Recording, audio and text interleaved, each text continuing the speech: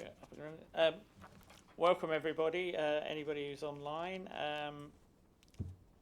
to the meeting of the South Yorkshire Mayoral Combined Authority Overview and Scrutiny Committee. I have apologies I've received from Councillor Jane Kidd, Councillor Andrea Robinson, Councillor Brian Steele, Councillor Joshua Bacon, Councillor Ian Pearson, Councillor Hannah Kitchen and Councillor Laura Moynihan, and then we've got substitutes in attendance for some of those, I presume. Okay, urgent announcements, so we'll move on to agenda item 2. I'd like to welcome Rebecca Brooks, who's the new monitoring officer for the authority, who will be advising me through the meeting, I hope. Thank you. Right, we'll move swiftly on to item 3, which is items considered in the absence of the press and public, which we have none. And item 4 asks for any declaration of interest by any members on any items on the agenda. Do we have any? No. And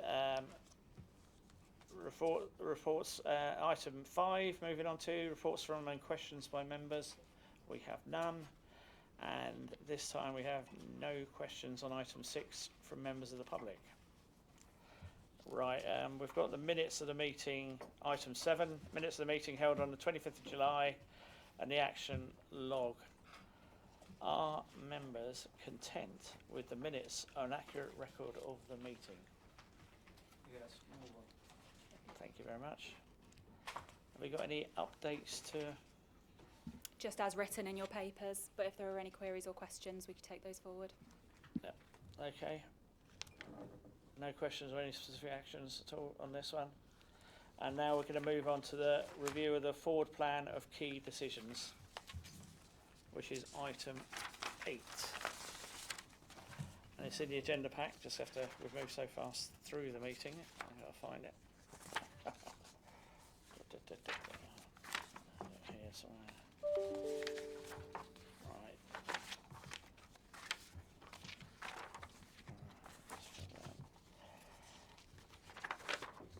Right, so with the forward plan, I'll take these as read unless somebody wants to. Are there any questions on the forward plan at all?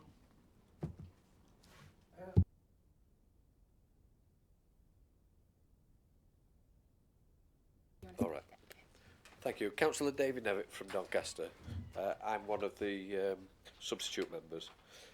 On page 24, on the left-hand column, oops, there we go. Right down at the bottom, having gone through each of the headings above, local business support, then down to people and skills, there's a Rotherham Metropolitan Borough Council and a Barnsley Metropolitan Borough Council. There's no Doncaster or Sheffield. I just wonder if it's an omission from the minutes as to those two areas, because every other one has got all of 4 authorities. So I can answer that. In terms of how we published it on the forward plan, there's a nuance in the UK Share Prosperity Fund decisions.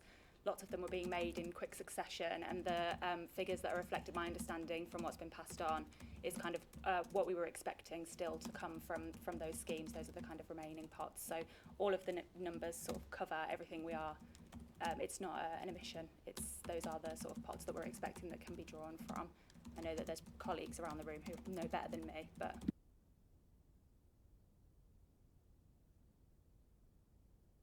Is that okay?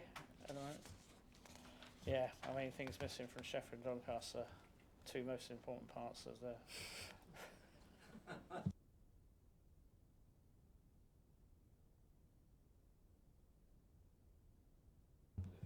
Right, we're now moving on to the updated work programme. Any questions on this work plan for the year as amended and agreed at our last meeting is attached in the pack.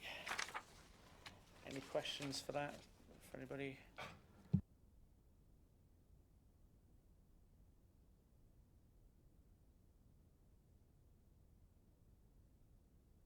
I'll take silence as assent. Shall we move on to item 10? And we've got Melanie Corcoran, who's Executive Director of Transport. She's going to give us a bit of a presentation on her work as such on transport. Thank you, Chair. There is a lot going on in transport at the moment in South Yorkshire. So a very exciting time. We are working towards an integrated transport network, and we have started on our journey towards that. We're refreshing our local transport plan. So work has started, and it started under the guidance of the previous government, and I expect the new government to issue some guidance as well. In terms of our starting this, in terms of tram and super tram, we brought the tram into public control in March, and we have started a major renewals programme. So we have an OBC approved, which is an outline business case, and we started re-railing works in the summer. So over the summer we've spent substantial amounts of grant funding on making our super tram safe and renewing the tracks where they were most worn. So we've started that work. We are still working on a full business case for a much larger programme, and that will be submitted within the next 18 months. So that's what we're working on in terms of tram. There's a lot going on in bus. Yeah, do you want me to pause at that point? Thank you. Councillor Christine Gilligan from Sheffield. And I'm happy about the renewals programme for the tram. I use the tram a lot. Does that include updating things like the seats and the insides of the trams? Yeah, I just want to check because they're looking a bit grubby. It does. The typical life of a tram is about, the life expectancy, if you like, is 25 years. We've got quite a number of our trams that are 30 years old now. They definitely do need some attention. We've got more life out of them than some other tram systems have, and we are planning a refurbishment of the existing fleet while we specify what we would require in a new fleet, and the next tranche of government funding that comes through would then allow us to buy new fleet. So we are looking at extending further the lifespan of the ones that we already have, including new seats, and we're looking at actually purchasing new to take us on into the future. Does that include the tram train to Rotherham? Is that part of the proposal? So the tram train to Rotherham, the stock is only 8 years old on that. So it is in better condition in a lot of cases, but we will look at where we need to update anything on those existing trams. And we're also looking at upgrading the tram operating system, and that will be across the whole fleet. So we would look at including the tram train and the upgrade to that as well. I was thinking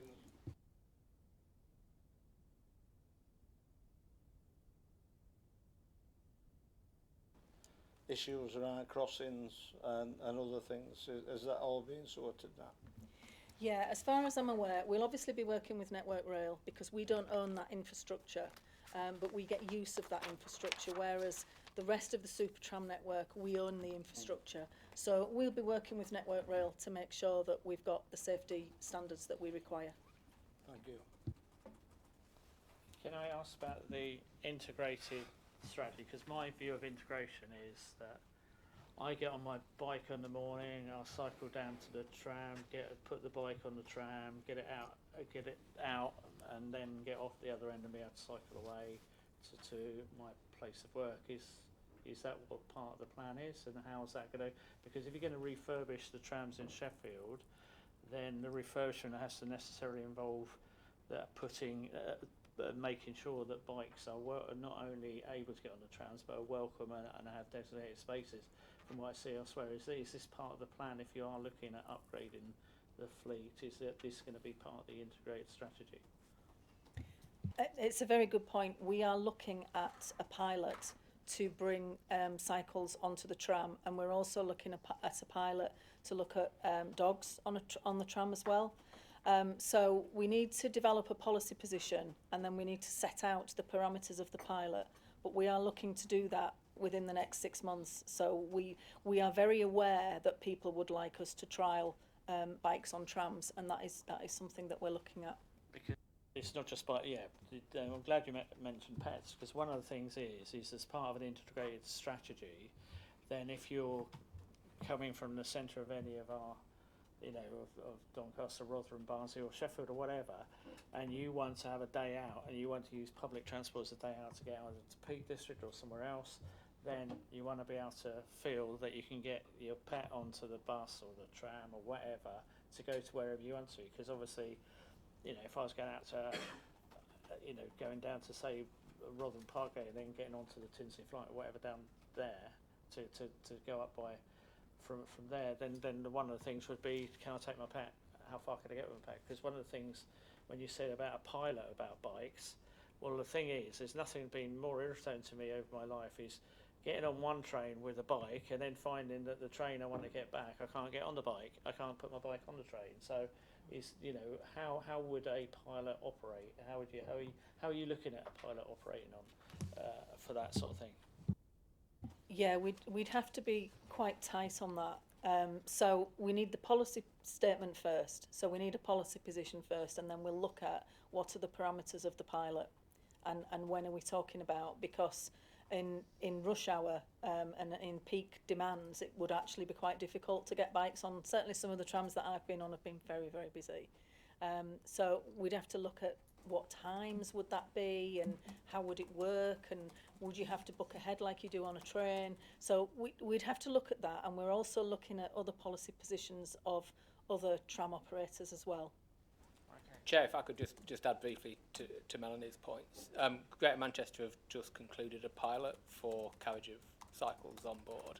And the approach they took, and again we'll look at this, and as Melanie said, we'll make a decision ourselves, but the approach they took was a carefully controlled invite-only pilot, so just general members of the public couldn't turn up with a bike. You had to go through a process to be able to test that in terms of its carriage. Part of the reason for that was potential conflict with other users, both in terms of capacity in general, but particularly wheelchair and mobility scooter users, which, if we did nothing to the interior carriage of the trams now, you would be likely getting conflict between those two user groups. So, as we say, we're going to work up a policy statement, policy position, and get ourselves to a place where we can conduct a trial which is safe, but properly evaluates that point about carriage as well. It's one of the things is, without the pun about reinventing the wheel and all that, is that obviously Manchester have done a tightly controlled pilot and that sort of thing. We're not going to start from scratch. Are we going to then, from doing exactly the same thing as they did, or are we going to say, well, this is how they did it and this is how we'll move forward, rather than sort of doing months of a pilot that's already been done? We will learn from their experience as well, because there's there's very clearly benefit from seeing the findings that they found where those conflicts were. Their fleet is different and their user base might be a little bit different in terms of the size of the network and so on, but there's a lot of commonality there. So we'll be speaking to them about their experience, and we've had conversations in the past with them as well. So yeah, we'll not be starting from a standing start, I guess, is the point I want to make.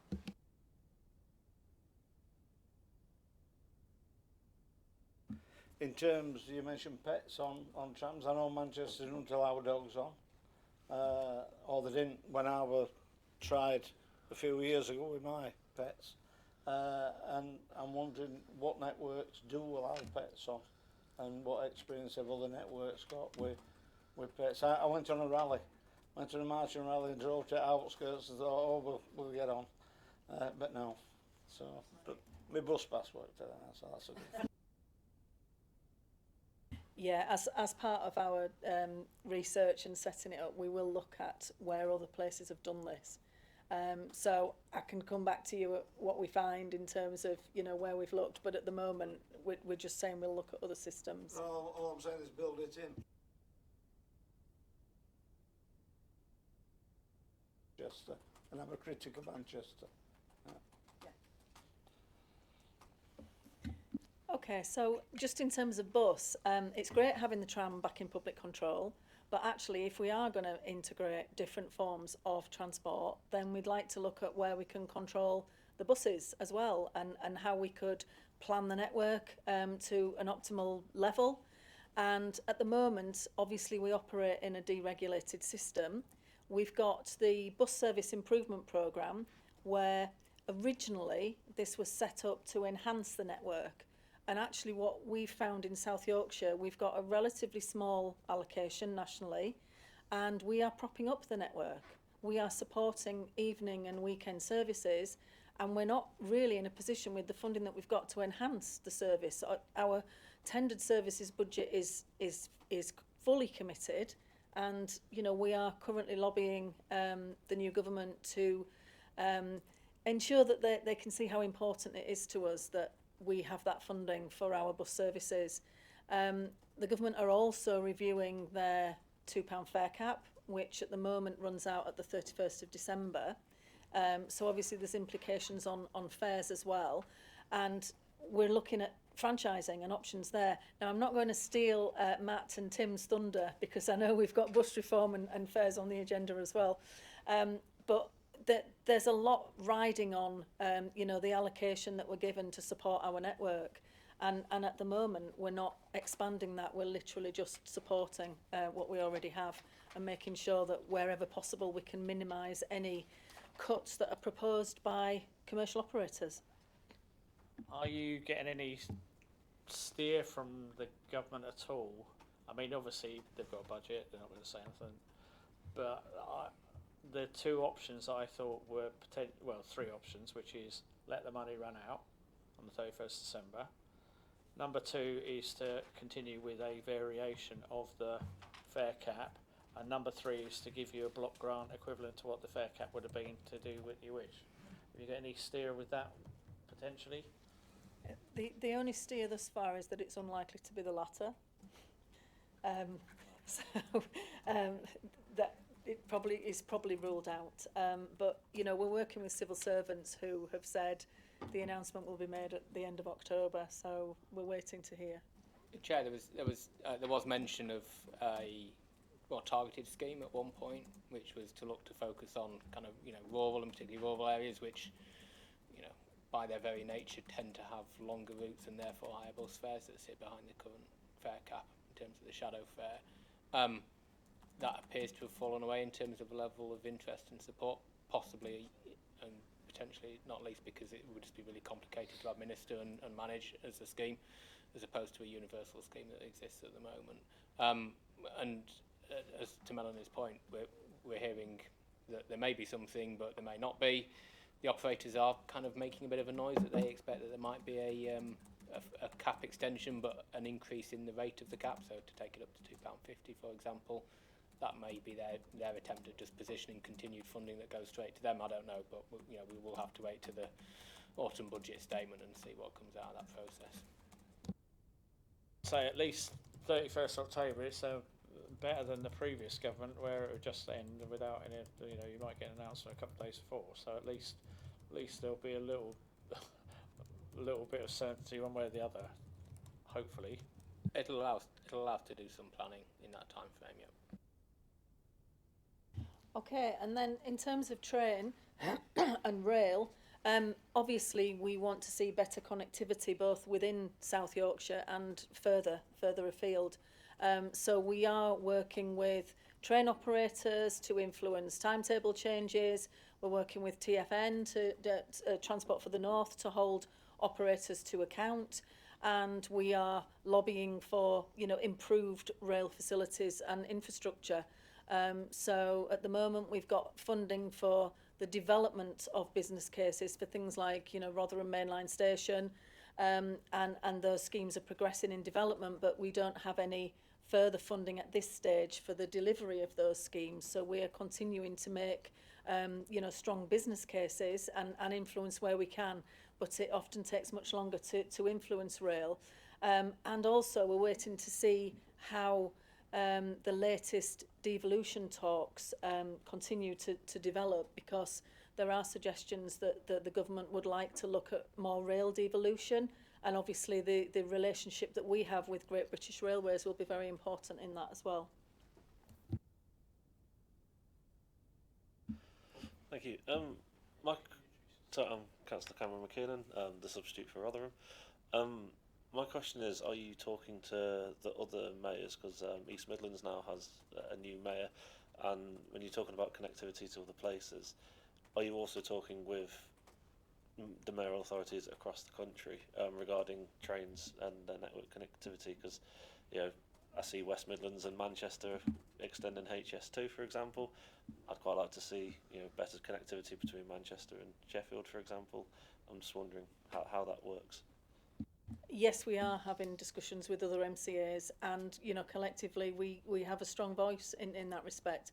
We are looking at better connectivity from our region to Manchester and to Liverpool, to Leeds, to York, to Hull.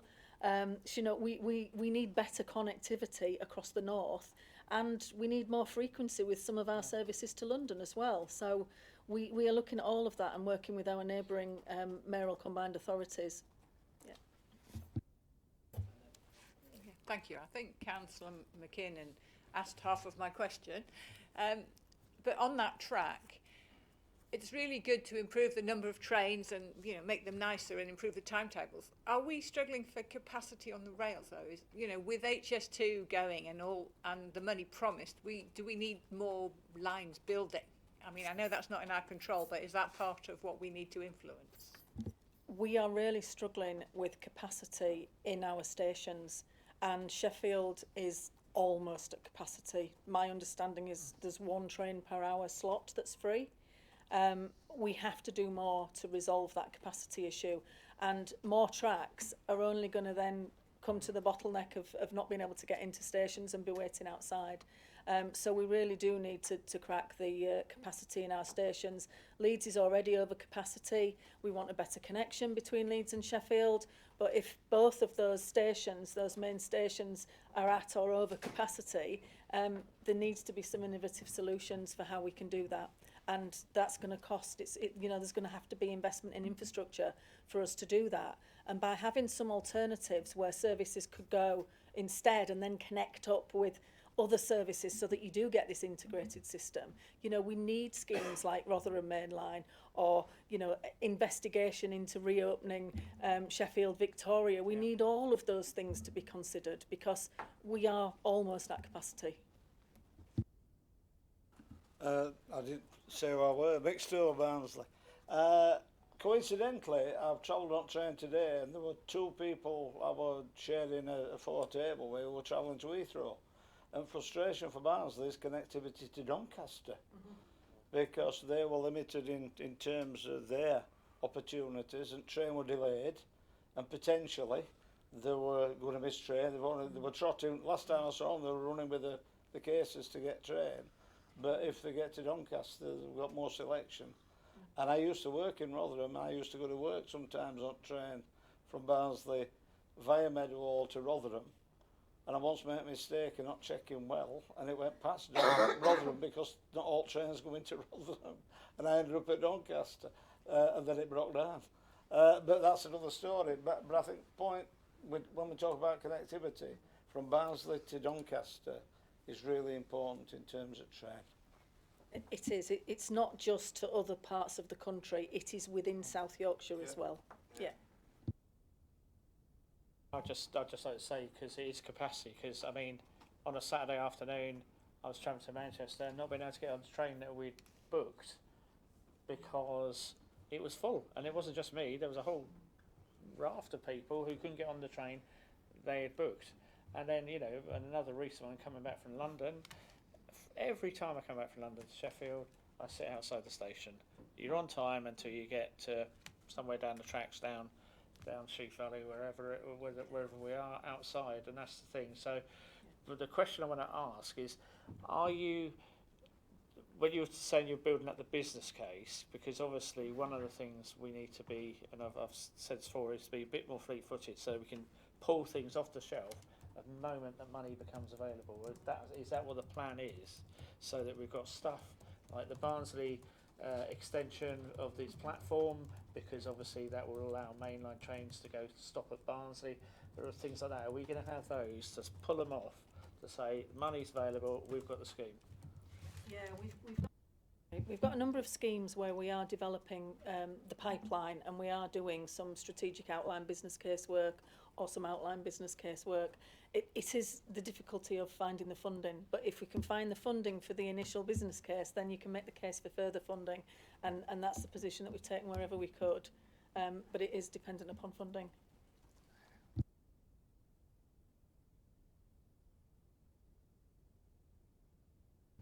Okay, any further questions on this from anybody? Right, okay, thank you very much for your time, Melanie.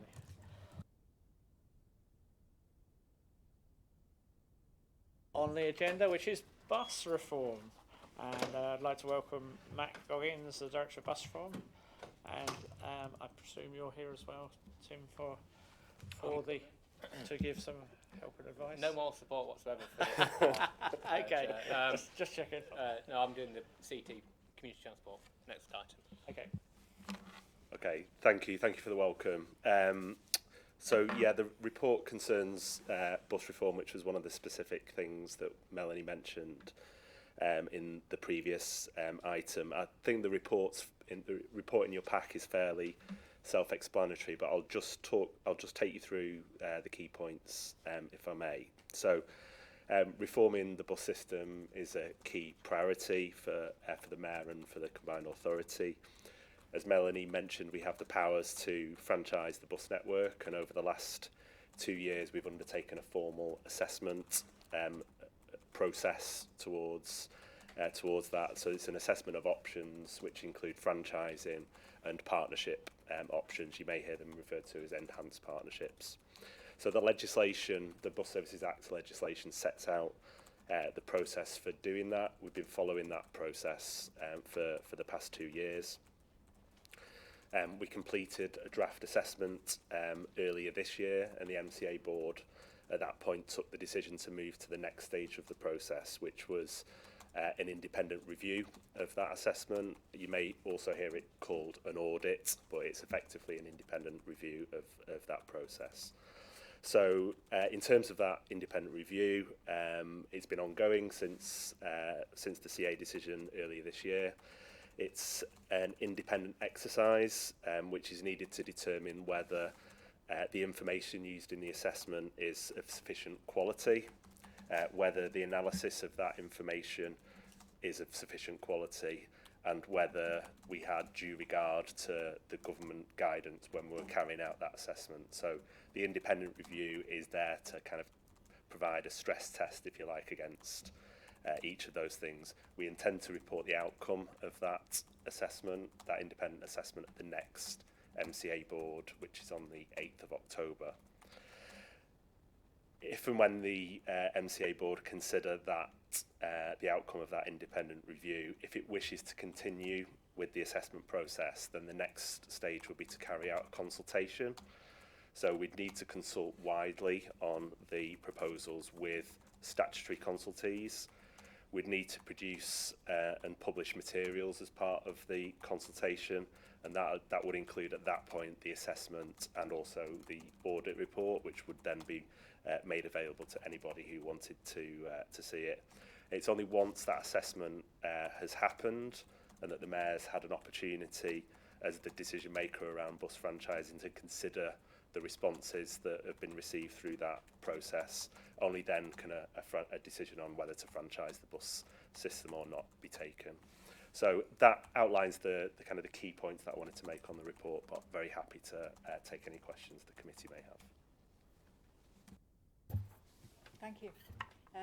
Firstly, I'm Christine Gilligan-Kubo from Sheffield, and I'm a substitute because it's normally Douglas Johnson that's here. So I have a question from Douglas around the sight of the franchising report, and will we on the scrutiny committee get sight of that? And I'll ask the second part of my question, which is why I think it's important that we get sight of that at an early stage, because as we've been talking about, at the moment Simca is subsidising a lot of our bus services anyway, because we don't have enough money from government to run what we'd like to run. So I think we're really keen to make sure that when we go ahead with franchising, what are we going to be able to do? How many services are we going to be able to run, and what are the risks?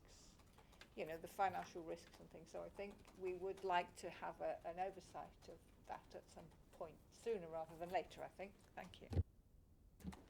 Yeah, so I think the key point to make there is that all the materials will be available very soon in the next few weeks, and we'll make them available in their kind of finalised form. It's really important that people see the completed work, and that's presented along with a whole suite of documents as part of that. And we're well aware of the role of the committee in that. I think we've had obviously a number of briefings and reports about the assessment content. In terms of the kind of second point around what will this look like, what services will happen, I think it's still too early to say, but I think what I would say is that any decision to franchise, it's about one of the key aspects of that is where the decision making lies around things like routes, fares, tickets, branding. At the moment, those types of decisions sit with the bus operators, and there's a very limited amount of influence that the MCA can have. It is a deregulated system.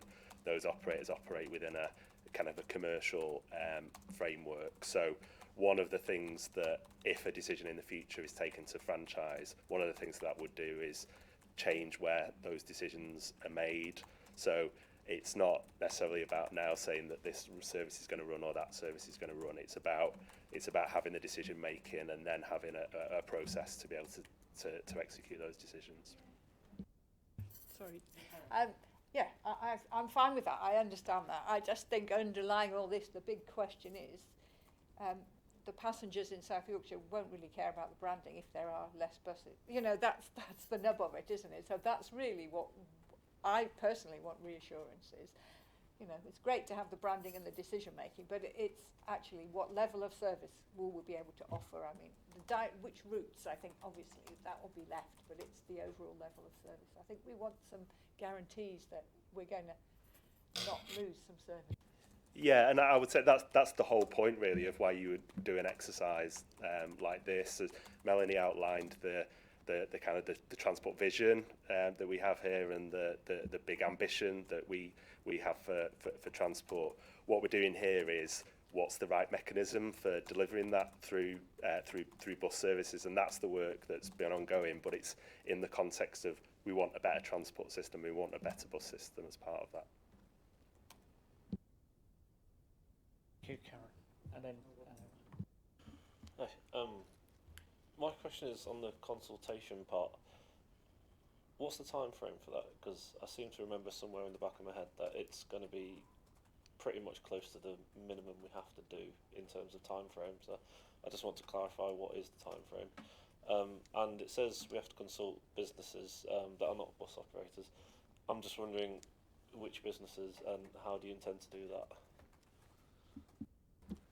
Okay, so in terms of the time frame, this would be effectively a statutory consultation, and we'd look to run that for the normal way of running something like that would be 12 weeks. So a number of these types of consultations have happened in other parts of the country. They've generally been 12 weeks in length. So I would see something along those timescales being what happened here. And in terms of the consultation, there's kind of two aspects of it. One is the kind of statutory part of it, which lists out a whole set of people that you would need to consult with as part of any kind of franchising consultation process. So those would be bus operators, local authorities, neighbouring authorities, competition and markets authority, those types of organisations. Well, there's a question about how more broadly consulting on something like this, so members of the public, businesses, and there would be, if there's a decision to move to a consultation, there'd be a plan that underpinned that to make sure that we were able to kind of reach as many people as possible and as many people as possible that had an interest in the decision making. My question is going back to connectivity and that example I gave about from Barnsley to Doncaster. If it is that we can't get there by train, would we be looking at supplementing it through bus? Because we've got a position now, we want slow bus or people can come from Doncaster to our town centre on slow bus or speed bus, it maybe 1 hour. But when you look at wanting to travel by public transport to get to Doncaster railway station, or people that they knocked a bus off from Barnsley to Leeds, and there were people from Leeds coming to Barnsley town centre who wanted to be in Barnsley, and we got it whereas bus companies, although it were full, every bus were full going to Leeds and coming back from Leeds, but for some reason the position were that it got knocked off, and so people could get to Wakefield, but then they got to either travel on another bus from Wakefield or train from Wakefield. So it's a matter of getting that integration. I go to Thorn quite a lot. I've got a narrowboat at Thorn, and when you see in little shop windows where there's private bus services taking groups of people from Thorn to Barnsley Market, you know that there's a reason why people want to travel from Thorn. If they're going to put a private bus on and charge so many quid to get to Barnsley Market, there's a market for it, and we need to be making sure that we can't get on trains, that people have got opportunity on buses, especially to come to Barnsley. Well, I think the example you gave there, I think really highlights some of the challenges that we have with the current system. So you described a situation where a bus between two places came off, and in what's happened historically over the last kind of 40 years is that sort of thing has happened, and there's been very little that the combined authority or its predecessors could do about it, other than make a choice in a constrained budget environment about whether or not to put a service in to replace it. So that's really one of the challenges that we would look to kind of fix through this. And then the other point is around connectivity.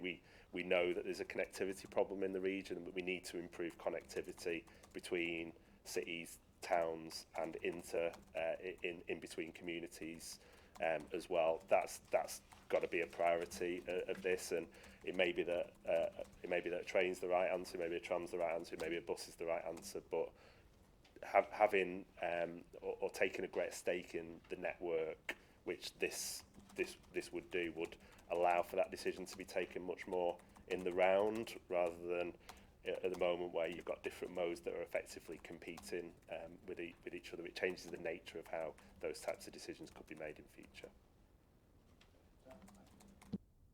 David? Thank you, Chair.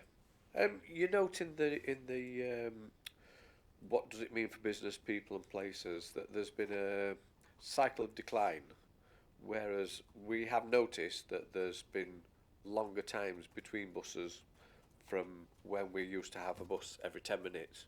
Now it's an hour and 20. I mean, that is ridiculous to knock off that many buses.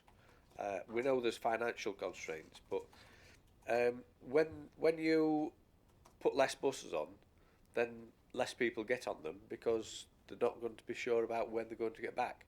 So how can we stop this cycle of decline and bring it back up to the levels where we want it to be, so that we can have that connectivity? Well, I think that's exactly the point. So what sometimes happens is that the network kind of defaults almost to people have no choice about whether to use the bus service or not, and it's not. In some cases it is, but in many cases it's not as attractive an option for people. So where people do have a choice, then they're often not making the choice to travel by bus because of exactly the sort of thing that you described. And again, there's no kind of magic wand around this, but what something like bus franchising would allow for is to look at those types of examples really in detail and work out what's the right answer here in terms of financial sustainability, in terms of getting people out of cars and onto sustainable transport modes. So without saying it's going to be every 10 minutes or every 15 minutes, it's about, again, to the previous point, it's about where the decision making lies and the principles around which we can start to take decisions to improve the network and to make the whole system much more attractive. it's not just about the bus service that is there at the moment. It's because the bus service has been cut, and also the outlying villages that it used to go to aren't served as they were in the past. And timing is critical as well. So making sure that people can get on it at the right time and use the bus pass or the service that they need when they need it as well. So it's like you say, Barnby Dun comes through Kirksandall, but it doesn't go to Stainforth. So people have to go into town to come back on another service all the way out to Stainforth, which is only a couple of miles away. It's how we can effectively make that transition to get those buses working. A couple of things. With the franchising, how closely are you working with the adjoining authorities? Because you mentioned East Midlands, but I don't know what route they're going down. But one of the things is with the buses, how do buses that cross these areas, how do they fit into the franchising model? Because would somebody, for instance, Stagecoach say, oh, actually, we're just going to be going through Sheffield. We're starting just outside. We're starting at, I don't know, Dronfield, and then we're going to go down the same route as you. But because they've started from outside, how does that affect on the franchising model? Yeah, it's a good point, because people don't decide to just get off the bus at the edge of the South Yorkshire boundary. So cross-boundary bus travel is a really important consideration in terms of bus franchising. So there's a system that within how you would design bus franchising, which is called a service permit regime, and that is a set of, if you like, conditions that you would apply to any bus services that crossed in and out of the South Yorkshire boundary to make sure that connectivity could still happen. Because something like this, we don't want to make connectivity within and outside the region worse. So how do we facilitate that? There's a way of doing that, but in a way that kind of raises standards and protects the integrity of the wider network. So there is a way of facilitating that cross-boundary way that people do travel.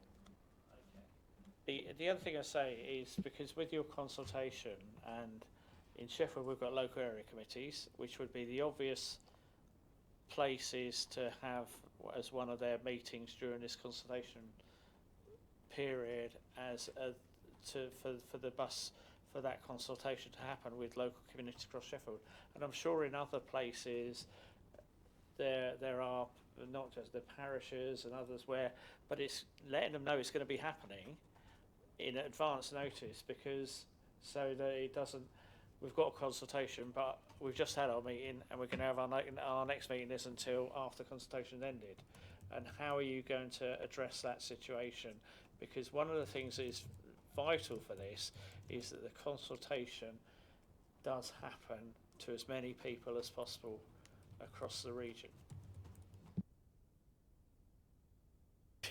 As well as local area committees, we have things like Bradfield Parish Council, which probably would like to know as well. I'm sure they'll be on your list, but they need buses.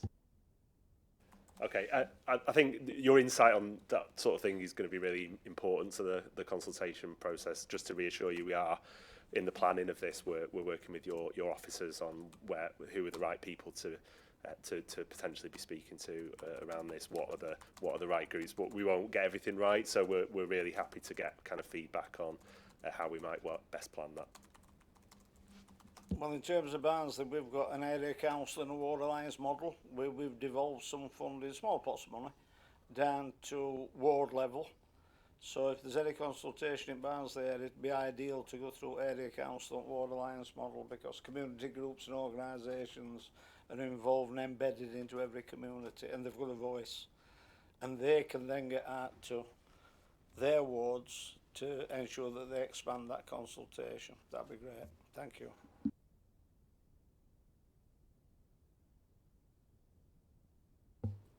Hi, Zahira Naz, Councillor in Sheffield.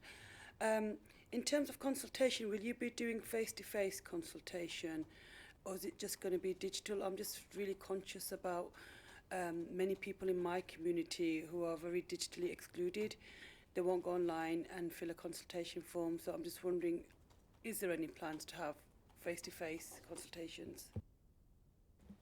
Yeah, so I'd say on that, obviously this is kind of, there's no decision been taken yet, so what we're doing here is kind of planning and trying to get ready for what might come next. So I think some of these things are still to be worked through, but the point you make around making sure that as many people as possible are able to kind of see what's being proposed, are able to understand it in plain English, because this is quite a complicated subject, and be able to kind of input and help shape what might happen in the future.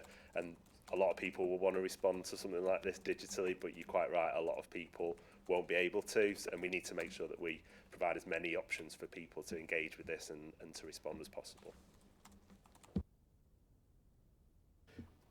Within the consultation, usually a consultation takes 6-8 weeks.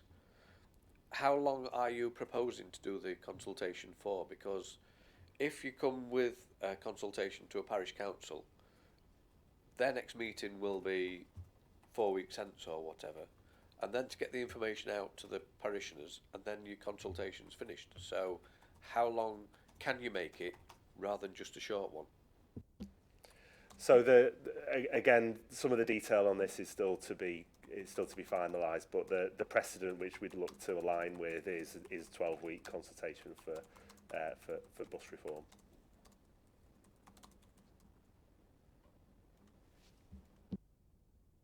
So thank you very much for that. I mean, one of the things is I hope you'll take on board what we've all said here, because there are many ways of consulting, and as councillors we can feed a lot of this back on how individual areas can best be consulted, because sometimes you've got to go to where the people are, basically, to get, and also with existing meetings, etc., that are taking place. I mean, they're the places to get that feedback from people who will come off, who will turn up and will have that left field question that you may not have thought about, and that's what it would be good to see. Cameron. So just going very similar to what you were saying is, for me, you know, most people commute to and from work. You know, it's no good telling someone, oh, go do your shopping on the bus. If we want to get cars off the road, we need them to be able to go to and from work. So if you can go to the businesses, you know, if there's a warehouse with 2,000 workers in it, if you can go to that warehouse and say, hey, how many of you would rather use the bus? You know, or to me, that's what we need more of in the consultation phase, is actually finding and going to the people that actually working. And again, shift workers, you know, there's not a lot of buses at 5:30 or 5 o'clock in the morning. That's what we need. So for me, it's going to those places and finding out, because otherwise the bus reform won't work. Okay, I think maybe to kind of close off on the kind of how we're going to do this. We'll do as much as we can, but I need to just highlight as well that we are fairly resource constrained in terms of kind of the numbers of people within the organisation that would kind of be able to go out. So we will do as much as we can. We'll engage as much as we can, and we'll take your advice and your steer and the steer of your officers on where the best places to do this are. But we'll also need to kind of balance that with the resources that we have available to run events, for example. The resources are limited. One of the things that I would suggest you do is do a little short presentation that can be packaged up, that at some of these places they'll quite happily play the presentation, as long as the materials from how to consult with are there, that they can then fill in there and then. Maybe an option of doing it, because I know you're going to be really resource limited in this, but maybe worthwhile doing a presentation that is readable to the public, what you want, and then going through, you know, something like 15 minutes, and then it can be, you know, and so I know some, you know, as the digital, you know, with a lot of parish councils, the local area committees can certainly do it. It's a presentation could be played to the people. If the materials are there, then you won't be massively stretched thin. You can, you know, it's things like that that I would strongly suggest that you do, so that we can get the consultation as wide as possible, and so the materials are available. but you don't necessarily have to be to everything in person.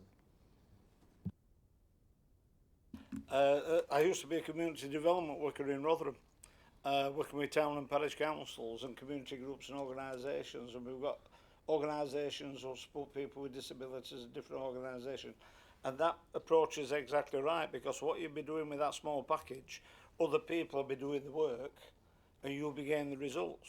So that would be an ideal opportunity for communities in need as well as organised communities, so that they could have that. I know we've got community development workers cover every part of Barnsley, including Penistone, which have got more issues around rural issues around public transport or non-public transport. So it'll be a cracking way. Quite a number have got their own community plans. That's what we used to do, and transport will be part of those. If you're looking at Artill and Kiverton Park, Maltby might get a bus every 10 minutes because it's on a main line, but then when you get to Dinnington and Southwark, it's quite different. But parish councils and community plans can feed into the information. It might be straight off at shelf and to you.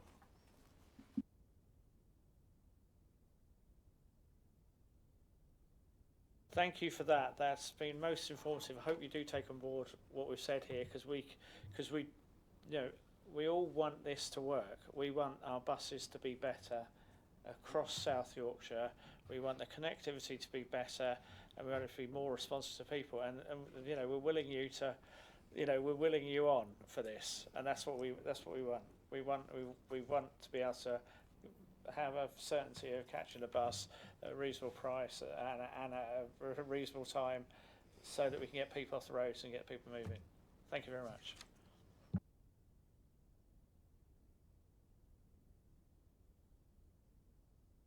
Next item on the agenda, item 12, Community Transport. Tim Taylor, Director of Public Transport Operations, I hand over to you. Thank you, Chair. If it's okay, I'm just going to invite Adrian, who's the representative from Rotherham Community Transport, to join us in case there's any questions you may have. So Adrian runs Rotherham Community Transport, and will certainly be able to answer detailed questions that I may not. So if you do have any questions about the day-to-day operations, please feel free. But what I wanted to do with you as members and a committee today was just to take you through our latest position on where we're at with community transport. You'll recall earlier in the year we did a private informal briefing in terms of progress and activity in this space, and I think it's fair to say that we've made good progress, but there's still more to do.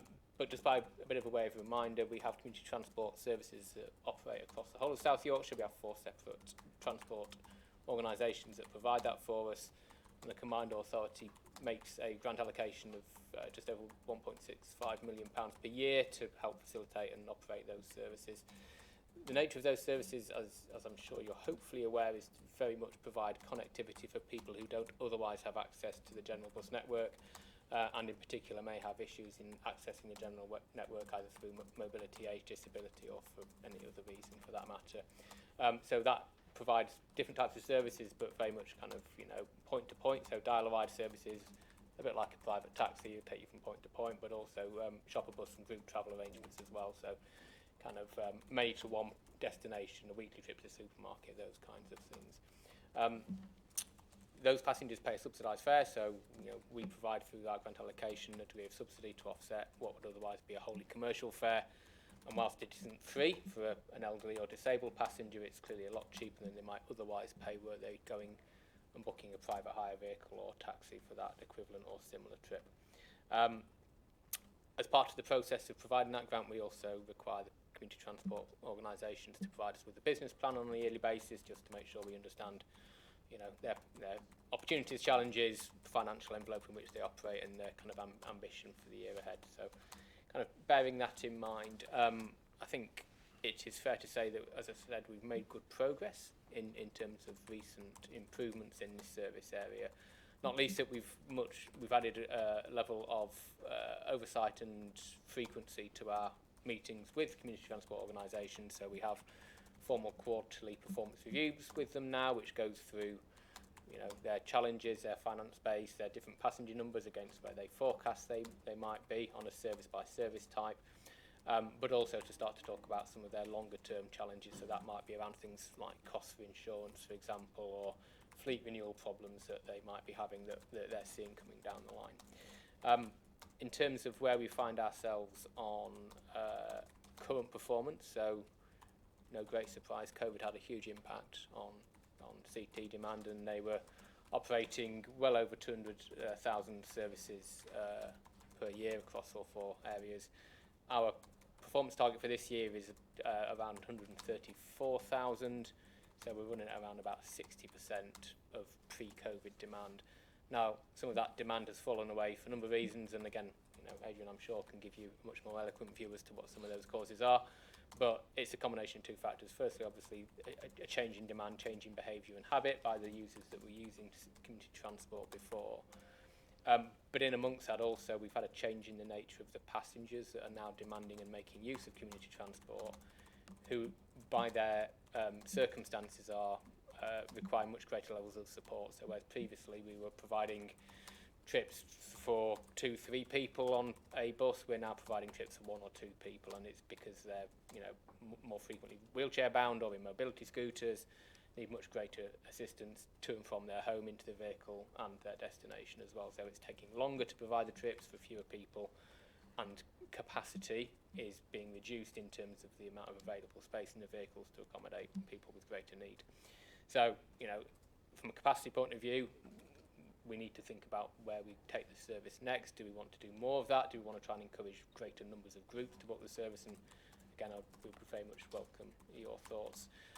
When we came and spoke to you previously, you were keen in terms of improved marketing. Again, so we've done some work to try and improve the awareness of community transport more generally across your communities and your local authority areas, and we've made some improvements. And again, Adrian can give you some examples if you want, particularly from a Rotherham perspective, in what has worked in that sense. There is more to do on that, again, as I hasten to add. We've not solved that. We've got a new fleet of electric minibuses which have just started operating, and again, we would like to do some promotion of those. We've had some really good feedback from the drivers and from the passengers of the use of those electric minibuses so far, and I think there is an opportunity there to push that and get more people to be both aware of the service and make benefit of those vehicles going forward. We have, or we will be very soon, working on the 25-26 grant allocation and therefore the business plan for community transport. And I guess this is an opportunity for you to give us your thoughts as a committee as to the kinds of things you would like to see both stay the same but also change perhaps in terms of what happens going forward in terms of community transport. And that clearly also informs what our grant allocation levels might look like for community transport in the future. We've recently, the operators have recently put the fares up. So for the first time in a number of years, they've put their fares up, first time since 2018. They've gone up by about 10%. That has actually been, I won't say well received, but there has been almost no noise on that from a passenger perspective. We would like your views as to what we do on fares. Do we hold them again for a number of years to keep them low, or do we try and keep them incrementally tracking inflation? We could even look to make them free potentially, but clearly that will come at a cost to our levels of revenue support that we provide. And the other few things that I just welcome members' thoughts on before I stop were about the scope and scale of services that we provide. So we've got a quite defined offer as it stands at the moment, the types of journeys we make, the kinds of distances they go, the hours of the day, the days of the week that they cover, and the kinds of services that they provide. So, we struggle at the moment, for example, to cover medical appointments because of the uncertainty of the start and end time of medical appointments, as an example. We could do that, but it would come at a cost because we'd need more resource and less inherent flexibility in terms of how we might manage services going forward. And I would again finally just welcome your views on speed of migration to a fully electric fleet, because we've started, we've clearly not finished. How quickly, how ambitious would you like us to be as an authority in that space? And finally, what would you as a committee like in terms of your level of involvement and oversight of the business planning process that we're about to undertake in terms of approval? Because at the moment it comes to me, it goes through an internal process for approval.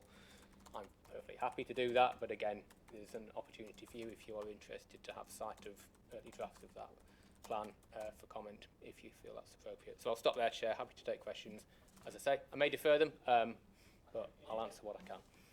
Team first. Thank you. I'm very interested in community transport, and I do have 3 questions. Am I allowed 3? The first one is really just for clarification, and it's probably my lack of understanding, so I apologise for that. If you're a pensioner, you get your bus pass in South Yorkshire, and is that funded by the government, or is that entirely funded by the Mayoral Authority? So we pay for bus carriage for the NCTS passengers. We reimburse the operators for the revenue forgone for that trip. The funding effectively comes through the transport levy. So each local authority is granted through their settlement from central government. That then flows through the transport levy back to the combined authority and out to the bus operators. Bit complicated, but in essence, it is covered through central government funding. Okay, yes. So the basis of my question then is, elderly residents still have to pay for community transport, although they get ordinary transport free, but they have to pay. But they don't get it any cheaper than any other person using it for other reasons. Absolutely not at the moment, no. But that is an option we could look at, as I say. And do you get the subsidy from government though for those people? No. You know how that? No, because they're not registered bus services in the sense that they wouldn't carry those people on a general registered bus network, general registered bus service. You couldn't do that then. You couldn't get. No, we can't claim for them, and it's not. Okay, that was kind of my clarification. Which is a shame, but again, what we could do, and again, you know, the argument there is, in my mind at least, is it reasonable that people, just by virtue of the fact that they either are unable to access a general bus network service, or too far away, or too mobility restricted, that they have to pay for effectively the last option available to them, because that doesn't seem reasonable on face value. That was the thinking behind my question. And to that point, we could make all the NCTS pass holders free on community transport if we wanted to, but it will come at a cost. And again, if the community wants us to look at what that cost might be, it will come as no surprise to you that the vast majority of community transport users probably are also bus pass holders at the same time, either because of disability or because of age. So there'll be very few people who are, who would actually pay, even if we were to implement that. But the majority of our granting allocation isn't just about providing revenue subsidy to offset that fare; it's for other things as well. So we would have to do the numbers on what would it do to the level of grant required in the absence of charging fares for those individuals, and still ultimately constrained by resource as well. Yeah.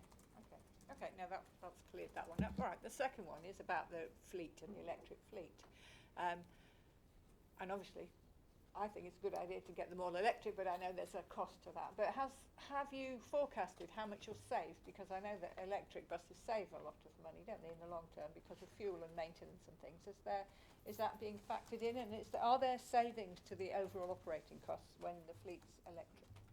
I think there will be. I think it will be less than perhaps we might have thought a year or so ago. We're only in the early stages, so that fleet really only started being used, last month basically. So I think we will look certainly for the remainder of this financial year, take a view as to what it does to the cost base in terms of operations, because operating costs might be less, but we have to train the engineering crew up to make sure that they know how to service the vehicles, so there's a cost there, albeit a one-off. Electricity is not as cheap as it was perhaps 12, 18, 24 months ago, so that kind of level of assumption of power is different from where it was previously. There's a capital cost for us to invest in the infrastructure to do the charging. So, all of these things again are part of the process, and the MCA is providing support to the 4 community transport operators to do those things. But I think it would be too soon to try and bake something in permanently into our budget, or certainly our grant allocation, until we've got a longer term view. And again, Adrian, like I say, you're closer to this, but I'm not sure if that echoes with where you find, like I say, less than a month in from operation, only a month in from operation. We've only been using for about a month yet. I think we need to wait a little longer till we can analyse everything.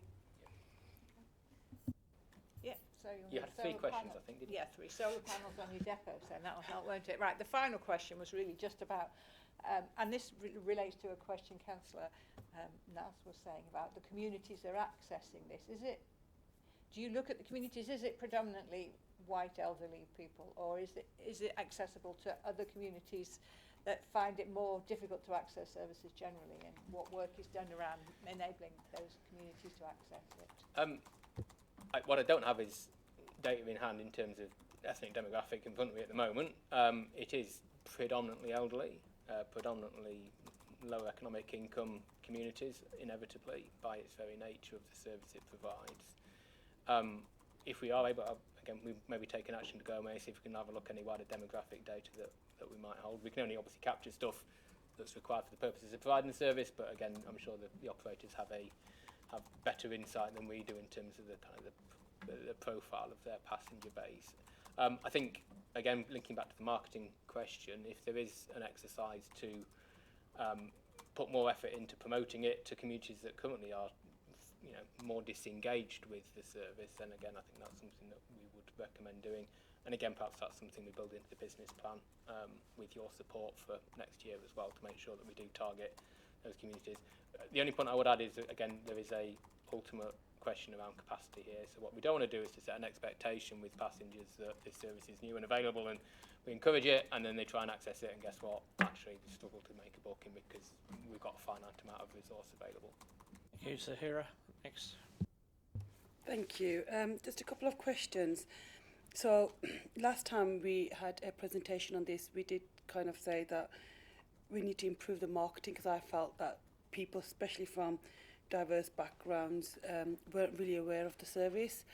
You say that you have done some marketing, and in terms of that, has the uptake been improved? Have you had more people using the service now? I'll perhaps ask Adrian to give some specific comments and examples from Rotherham, because they're probably the leading proponent in terms of the CT operators at the moment in this space. So I don't know if anyone want to comment on the marketing work you've been doing. Yeah, we recently, sort of 6 months ago, did a lot of marketing. We produced an A5 leaflet and an A4 poster, and we targeted every community centre, every doctor's surgery with these sort of information. We work with, Rotherham has community connectors, community champions that go out in the community, so we work closely with them as well. We work with Voluntary Action Rotherham to get information on sort of local community groups, and we work with them as well to sort of publicise it as much as we can.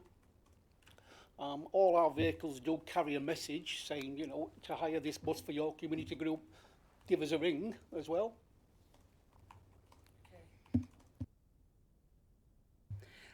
Okay, that sounds really great, actually. But again, Tinsley is one of the wards that I represent, and for some reason or other, the bus does not go to the top of the estate, so people have to walk down a hill to get to the bus stop. And a lot of the elderly people who I was speaking to, a couple of months ago, I was talking about this service, still hadn't heard of it, and these people are very, very socially isolated and would absolutely benefit from this service. Maybe we could think about putting leaflets out in community languages. I'll be honest, I've not seen any of the marketing, and I'd really want to promote this in my ward. So if there is anything, that we can help with, we can help get things translated if you wanted to. But I think there is definitely a need, and I just don't see many people from diverse backgrounds using this service. And you did say that maybe there's some data that you can look at into. I'd be interested to see. Okay. So, Councillor Nazi, if you're willing to help us, I'd be very willing to accept your offer. Thank you. So maybe if we can take an action, and we'll make connection with you after this, and let's talk about the specific locations, because, as you say, access to the general network is a problem in terms of distance for those people. But if we want to reach into your community that you serve, where's the best place for us to go and have those conversations, and then we'll make resource available. I'll be very willing and happy. And we could perhaps use that as a bit of an example then to then repeat for other communities, not just in Sheffield, but across the region too. So thank you for the offer. Cameron? Thank you. So my question is around the electric fleet charging infrastructure. I'm just wondering, what's it currently? I understand it's only been a month, but what is it currently, and is there scope for more infrastructure? Yeah, at the moment I don't know, but I assume all the buses are held in a depot somewhere, or are they individually placed? I'm just wondering, how is that infrastructure actually? So each CT operator has their own depot, and all of their fleet, both electric and non-electric, are stored at their own depot. The electric fleet, if memory serves me right, the majority of it is in Sheffield, and then I think you've got 2, and then a couple of others at Rotherham Doncaster as well. We very intentionally started with low numbers to make sure that we get the infrastructure that's needed to support the vehicles right in at the start of that process, because there's a risk that if we were to just to try and do a full fleet renewal, the capacity in the grid and the infrastructure required to do the the overnight charging just wouldn't be there and wouldn't be in place. So, as an example, I think both Rotherham and Sheffield at the moment have only got relatively low-speed charging infrastructure in place that allows them to charge overnight but doesn't allow them to do in-day rapid charging. And that's something we'd like to move to. We've got rapid charging at Sheffield Interchange, so we could potentially use to extend that as an offer to the operators. But we need to build a plan for this, and again, this is part of the reason why I think we should be learning from our experience of EV now, in terms of the CT fleet at least, and then start to build on that and build a plan to roll that out forward. So, there's an awful lot of work involved in getting the infrastructure that sits behind this right. It's exactly the same challenge for the bus fleet, and again, from a bus franchising point of view, if we go down that road and we look to a full EV fleet for the bus network, the same problems apply, but at a much larger scale. And we need to get a plan for that right, because my concern at least is that becomes overlooked and becomes a national problem, not just a local or a regional problem. Thank you for that. There you go. I've got a couple of questions. Sorry. Just following on from that. Yep. When do you anticipate the need for that infrastructure plan to be ready by? Because, as I say, we've only been using it for a month. Yes, you'll be collecting data, seeing how it works now. But is that 6 months, 6 years? When's the anticipation? I don't have a defined answer. I think we will probably want to start to define a longer-term fleet renewal plan as part of next year's business plan, and make sure that we've got at least something which describes the time over which that should take. That's very much tied into our capital renewal programme. So how much money have we available through capital to invest in fleet renewal to support the operators, because we grant allocate them capital as well as the revenue funding that I've described here to do those fleet renewal. Their fleet is starting to age, and again, Adrian may want to comment in terms of his specific experience here, but we'll get to a point where their fleet will start to age to the point that it is no longer viable to retain. We have a decision then to take as to whether or not we replace it with an electric vehicle or a replacement Euro 6 diesel vehicle. Now, we don't have a defined policy position on that yet as a combined authority. We will need to, because it's the same policy position that we'll ultimately be forming on the general network if we go down franchising too, as to what that fleet migration looks like. So I know that's not a definitive, it will be 3 months, 6 months, 3 years, 6 years, but there is a process for us to work through to get to that point in time to be able to take that decision. Thank you. Second question, regarding the pilot for making use of technology in the booking solutions. Yes. I'm just wondering if you could give us a bit more information on that, but also, is that something that Simca is doing that will operate across all 4 boroughs, or will it be individual boroughs to have their own individual booking systems? So this is part of, this is not actually at the moment related directly to community transport. So this is a piece of work that we're doing through a Transport Innovation Fund that the MCA established, I think, at the end of last year. We are looking at demand responsive pilots using larger fleet size vehicles to cover demand responsive services in South Rotherham, North Doncaster and North Sheffield. Barnsley took the decision not to do a demand responsive service. They wanted to do some work in terms of investment in taxi infrastructure as part of providing support to the taxi trade in the area. But certainly the other 3 areas have got a service. The person that's working up this piece of work doesn't work in my team, so I can't give you a definitive answer, but the plan is to stand that service up in 2025. Learn from the technology part of that, so very much like you would book an Uber, how do you go through having a technology solution to allow you to access those services? And then there's a question about whether that can be retrofitted back on community transport. Now, I fully appreciate that the typical profile of the passenger at the moment is probably not likely to engage with that, at least not at scale at the moment. But we all age, we all get old, and in due course at some point it will become entirely familiar for people who are used to technology to engage with a service of that kind.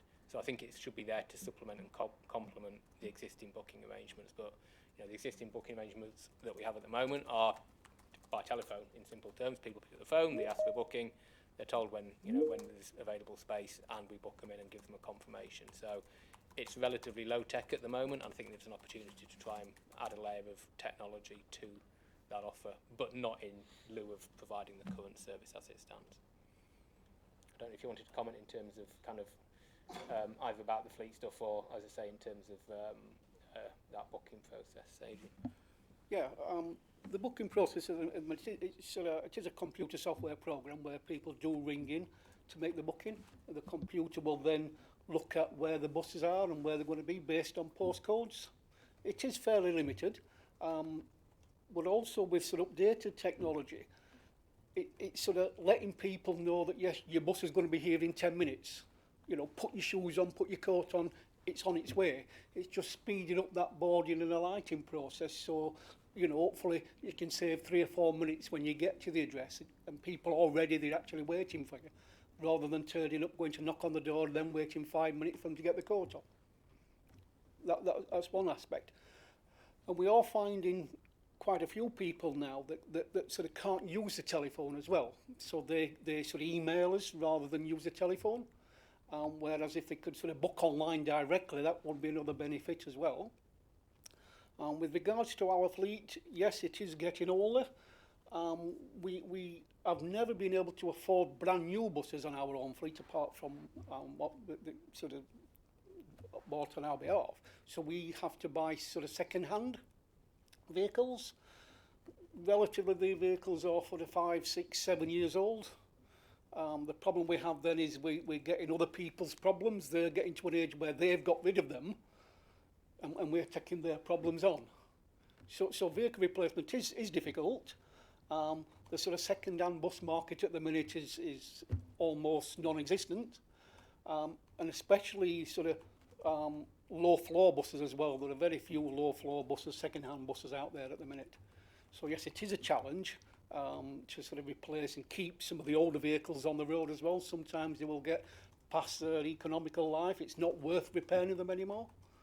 So it is an ongoing challenge that we have, vehicle replacement. Okay, thanks. Because we are now slightly running behind time, I'll take David and I'll take Mick with your questions. Thank you, Chair.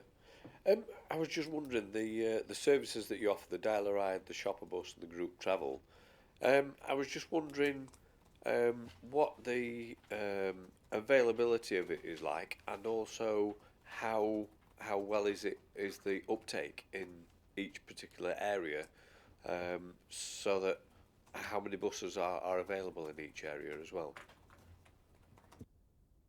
Obviously, I can only speak for Rotherham at the minute. Most days we have at least 30 vehicles that are out in the community. We do lots of different work for many community organisations. We sort of work on behalf of Rotherham Borough Council as well, with the children with special educational needs. So that provides me with additional availability during the day. Once they've dropped the kids at school, that vehicle is then available during the day as well. Most days the vehicles are out at sort of 7:30 in the morning, and they're back in again 4:30, 5 o'clock at night. So they're out solidly during the day. Yes, some days are busier than others, but majority of the days we have at least 30 vehicles that are out on the road, and they are full. And just in terms of a general split between service type across all 4 boroughs, over 50% of it is dial a ride, and then roughly speaking 25% each for group travel and shopper services, give or take. Slightly more on group travel and shopper, but not by much. So it is, as I say, a lot of it is dial a ride, which is that point to point, you know, customer home to destination type service that's been put in place.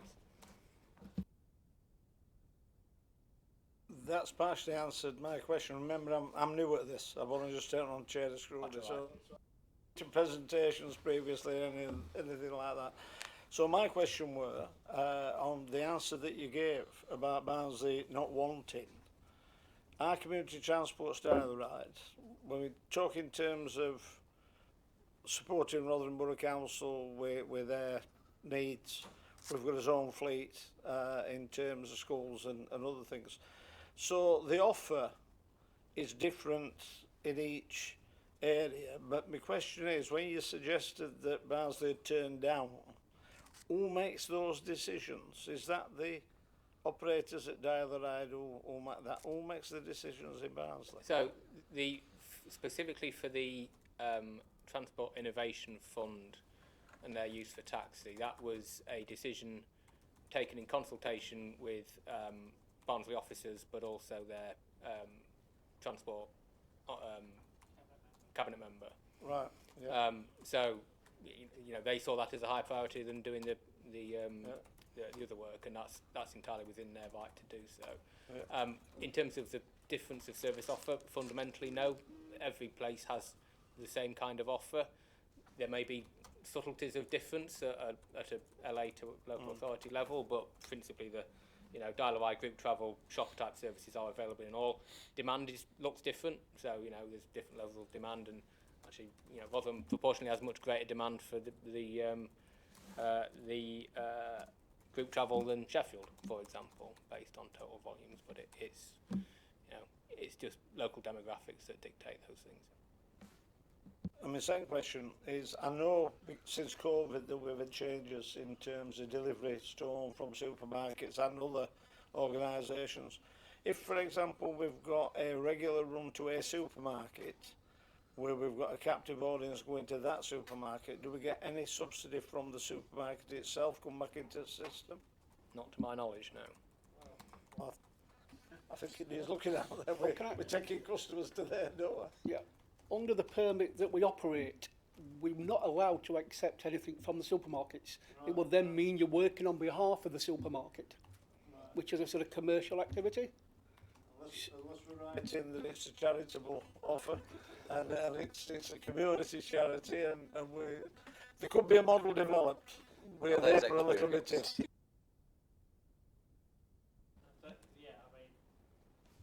We are running out of time, so if you're quite quick, please. I was just going to thank Adrian for his attendance, Chair, that was all.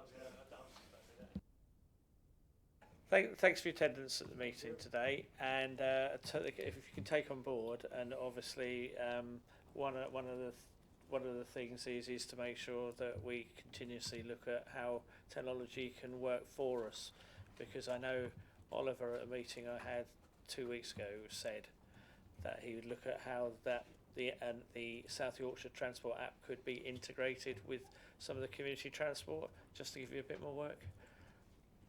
Thank you very much. Thanks for your time. We'll move on now to item 13 on the skills strategy. Are we? Oh, yeah. Okay. Fliss Miller, hello, welcome. And thank you. I'll hand over to you. Okay, on the skills strategy. Thank you ever so much, and apologies for not being with you in person. I fully acknowledge that you're running behind time, and so I'll keep my introduction brief in the hope that that might give more time for questions and discussions. So the skills strategy was approved by the MCA board back in spring of this year, and we're currently underway with developing the implementation plan. Within the skills strategy, we've got 3 clear missions. And that was really developed in close-knit partnership with a number of different partners and stakeholders across South Yorkshire, working very closely with all constituent authorities, but also those key players within the system, such as DWP, our colleges, other learning organisations too. So we have the 3 clear missions. We also have 7 flagship programmes, which are all being worked up into an outcomes framework, a logic model, and also a high-level implementation plan. We are likely to push back the publication of the implementation plan due to 2 things in particular. One is the autumn statement, which we're expecting quite a few new policy announcements in relation to employment and skills. And the other is we have been taking forward quite a large piece of this strategy through the Pathways to Work Commission, and that has taken more resource from the team. So given the urgency of trying to get a submission into the autumn statement, the work on the implementation plan is still continuing. We are still taking forward the work, but the actual slightly. Can you give us what your new timescale that you're looking at, please, for this? Yeah, and so we will be taking the skills strategy implementation plan to MCA board in January.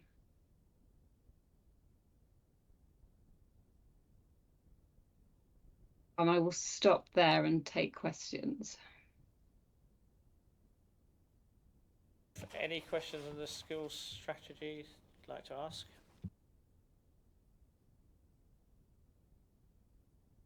David? I just wondered how you're going to converse with small and medium enterprises. You've got quite a few people that you do with your seven key missions, but how will you get into industry to get that information in? So as part of our skills advisory board, we have a number of representative organisations, and I appreciate that not every SME is linked into representative organisations. So we have skills advisors on the ground, we have business advisors on the ground. So as we're developing this, we are taking forward intelligence from those conversations that we have.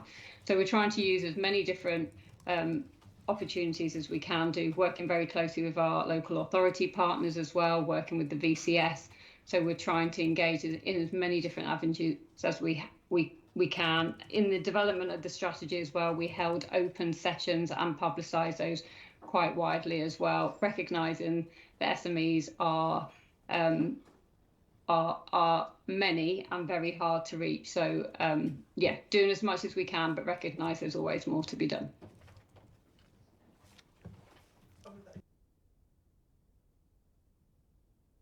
Zahira? Thank you for that. There's some mention about community-led in the strategy, and I've just tried to, I just want some clarification. What do we mean by that? Do we mean that we'll be putting on more community-based learning in the communities?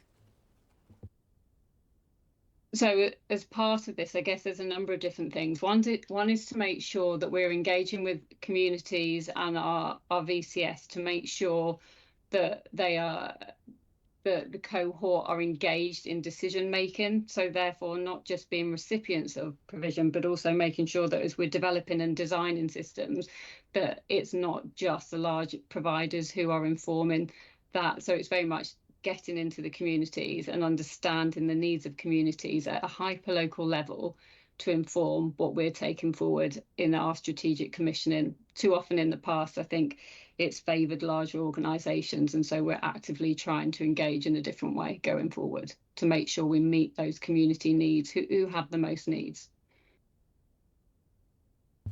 That sounds great. I mean, in terms of accessing education and adult education in particular, there are still so many barriers that many people in our communities face. So it's great to hear that you will be going into communities and talking to people. But I'll leave it as that for now. Thank you. Thank you.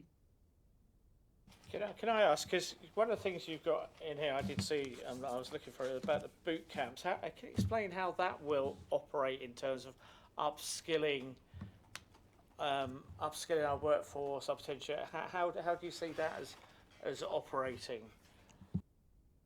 So we already run boot camps, and we're scaling up that provision. It's a very targeted approach. So therefore, short courses up to 16 weeks, designed with employers to therefore meet specific skills needs, and we have seen some really good results across the whole of the country, but it is working hand in glove, I guess, with provider and employer to make sure that the training is what employers need. Too often we see a disjunct between what providers are offering and what employers get. So it's not something that will meet the needs of every employer and every individual, but it's certainly a useful development in the wider skills landscape and offer that we have. Because one of the other things I was going to ask you, thanks for that, is that the government has this plan for 1.5 million homes. Now, one of the things that I can see is likely to happen is that, particularly in the building industry, we're going to lose all the people in the colleges that are teaching the trainers. What's our flexibility in terms of, because my guess is that to keep those people training others is going to increase, the cost is going to increase maybe exponentially, And so what have you got plans for that so that we can carry on training people? Because there's no point in saying we want to train lots of people and we've got this plan for good growth, you know, and all that sort of thing. It's all wonderful, but what's the stress? There's going to be a stress there, and what's our plan for the stress that potentially is going to happen when we may lose a lot of the people who are training in those trades, which are going to suddenly be in high demand? The brickies, the sparkies, the chippies. They're the people that we may suddenly not have anybody to train them if we're not careful. How is that in your strategy? Have you got any stresses that you build into that you're putting in the extra finances? Because it's going to happen very quickly, and in the building trade traditionally that has happened. It's a challenge. It's a challenge across the country. We're seeing it in engineering, in construction, you know, the areas that you're saying, and because people can earn a lot more money being in the trade rather than being a tutor in a college. So as part of the LSIP work, the local skills improvement, one of the work streams there is looking at what we can do at a regional level to help address the shortages. And I'm actually going into our South Yorkshire Skills Advisory Panel next to receive the report and recommendations about what we can do to support that. I think there's more that we need to do, but many colleges are starting to grow their own.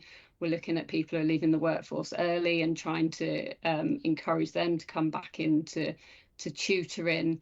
We're trying to be as innovative as we can be, but it is a challenge. I'm not going to lie. It's something that we are actively looking at to see what we can do at a regional level to support those skill shortages. Because it's the budgetary thing that's going to be blown if we're not careful on that. That, you know, you've budgeted something that seems about a reasonable amount plus, and then it's nowhere near enough. And that's the thing, is how that may factor in.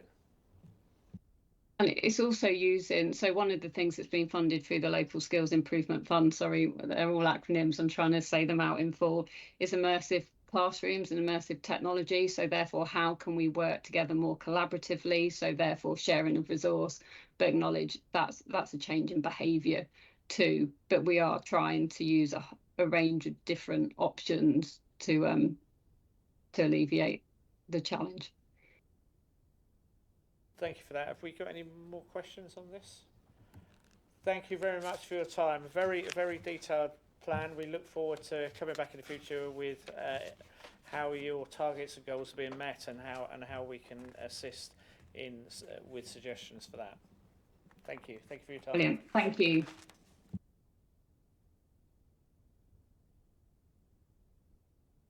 Now we have Mayor Oliver Coppard. Welcome, Oliver, to in person, which I wasn't expecting. Thank you very much, unless you're a hologram, of course. So we move straight on to members' questions. Anybody got questions? We start. Do you want to give an introduction? Sorry, I was going to say I'm a shadow of my former self. I haven't been at the Labour Party conference for 3 days, and it's a brutal process. But I'm really sorry. I know you're running slightly late, but I do have to be gone at 4. I'm really sorry about that. But thank you. Right, any questions? I'm looking for questions around the room for anybody particular. Cameron first. All right, yeah. I think everyone's very happy with the work that we're doing, and there's no questions to ask. Usually, wait to... Well, you've just alluded, you've just been at Labour conference. Labour's in government now. You're Labour. I'm Labour. Anything you found out recently? Anything that's coming up? Any changes? Anything that we might need to know of? So it turns out that the fiscal position of the country is not brilliant. I think that's fair to say. Information that was uncovered at Labour Party conference. But seriously, I was able to have FaceTime with the Home Secretary, the Transport Secretary, the Business Secretary, and others to talk about the challenges facing South Yorkshire. And whilst I don't think anybody would expect me to be able to say, look, they've absolutely solved all our problems because of a 10-minute conversation at Labour Party conference. What I do know is, based on those conversations, they absolutely understand some of the challenges that we face. They are there for us to work with in solving those problems. And unlike my experience over the last 2 years, we have a partner in government who is going to do their best to try and help us to get through some of that and grab the opportunities that are in front of us. And I don't want to pretend that this is easy. I don't want to pretend that the Labour government now is going to be able to solve all our problems in South Yorkshire, because frankly just nobody would believe me. But I do know that the government understands some of the things that we're trying to do on things like bus reform, when it comes to tram extensions, when it comes to the challenges within the police, when it comes to criminal justice pressures, etc., etc. You name it, the government I think do understand that. And so we're going to now work with the government closely to try and solve whatever we can and move us forward as a community and as a country. So it was a good conference, positive conference, but there's a lot of work still to do. David? Thank you, Chair. You've got the advanced manufacturing facility in Sheffield, and I've been working. Sorry, Rotherham. Next door. I'm glad you said that. I know how to wind them up. We've got a group of people I've been working with for a couple of years now, and they're just on the cusp of bringing an increased activity in my village, Kirksandall, and there's an employer already established called a Gemus Park, which has got items which they've made on the space station and also the moon. They do other things for local and national companies, and this is a great innovation that they're doing 3D printing, metal printing, and it's great to see these. And having just spoken about the skills strategy, these are the sort of businesses that we need to encourage, and I would like you to come and see these people, because they're not only doing skills and bringing jobs to the area, but they're also bringing some of the kids who are less incentivised to work into a skilled environment and shown how they can work in the future in industries which are less favoured than normal. It's a car restoration sort of project, so there's engineering, there's electrics, there's upholstery, all the things to do with the cars, bodywork, painting. This is something that hasn't hit the headlines yet, but hopefully you'll be able to come and see and experience what they're doing. I have to say, when I was preparing for this meeting, a question about stuff that was produced on the space station wasn't one of those questions that I prepared for, but that's brilliant. That's brilliant to hear. And yeah, of course, please do invite me, and I'd love to come if I can find the time in the diary, which I'm sure we will be able to. South Yorkshire is genuinely a world leader when it comes to advanced manufacturing, as I'm sure you know, because of the work that particularly goes on in Rotherham, and we're very, very proud of that. We also just got the announcement last week about Holtec choosing South Yorkshire through a competition to be the base for their manufacturing facility, should they be down selected by the government, and that's potentially a £1.5 billion investment based on those advanced manufacturing strengths. Hybrid air vehicles that you'll know are planning to build in Doncaster, the Boeing facility that came with the first IZ in the country because of advanced manufacturing strengths, and Boeing's only manufacturing facility in Europe is in South Yorkshire. So we're very proud of all of that, and that's how we need to build our economy so that young people have the best opportunities in life that they deserve in South Yorkshire. So by all means, those sorts of companies that you talk about, and what were they called, sorry? A Gemus Park. Sound brilliant to me, and they're exactly what we need more of. So, all power to their elbow, and if I could do anything to help, I'd love to be able to do that, because young people deserve every single opportunity to stay near and go far. So thank you for bringing it to my attention. Cameron? It looks the current Labour government have said they want to get rid of the bid, such as for like active travel schemes, looking to get rid of that bidding process, saving us some money in administration costs, and it looks like it's going to just be given to yourself, a big pot of money to decide what you want to do with it. So I just want to know, are you happy to dictate to the councils that you want money to be spent certain ways in certain areas, or do you want it to be that the 4 councils come to you and say, we would like a pot of that, please? So it's not quite how I understand the process, if I'm, the way that has been characterised, if I'm perfectly honest. But look, the conversations that we're having with government are about how do we get a single pot settlement going forward in a way that, for instance, Greater Manchester and West Midlands have already negotiated, and I think we're, you know, at the forefront of some of those conversations with government. What that would allow us to do is not just to be able to kind of pool the money into one single process, which gets us more flexibility over that spending so we can have more control locally, which is the whole point of devolution, but it also potentially gives us more flexibility over capital versus revenue splits, which is also really important. At the moment in South Yorkshire, the way in which we work is absolutely fundamentally based on partnerships, and I've got no reason to believe that that would or should change. The partnerships are the strength of devolution, in my view. Working with Chris and Steve and Tom and Ros, we are able to kind of move forward as a one place and as a community, and that includes councillors from other parties in Sheffield clearly as well. So, you know, I'm really proud of that partnership approach that we've got in South Yorkshire. I think it's a real strength. You know, long-standing colleagues will know that it's not always been quite that straightforward in South Yorkshire, and I think one of the things that we've really been able to do over the last couple of years is move forward that sense of partnership working and collegial approach. So I'm really proud of it, and I would like to be able to kind of move us forward together, because that's the only way we really truly get things done, is with a sense of partnerships. It doesn't just mean councils, quite honestly. The voluntary and community sector, our education sector, so public sector more broadly, the school, hospitals, business sector, private enterprise, etc., etc., etc., working with government. I mean, you name it. The only way we do things properly is by working together, and so, you know, that's the way I am naturally programmed, but it is also kind of the way that things best get done. So long may that continue. Okay, I've got a couple of questions. First of all, the question that I'm constantly asked: are you going to appoint a deputy mayor as a police commissioner, for the police and crime commissioner in effect, or what are your plans for that if you are not? I am. As I said right from the outset of taking on this job, I wanted to be able to do the job myself.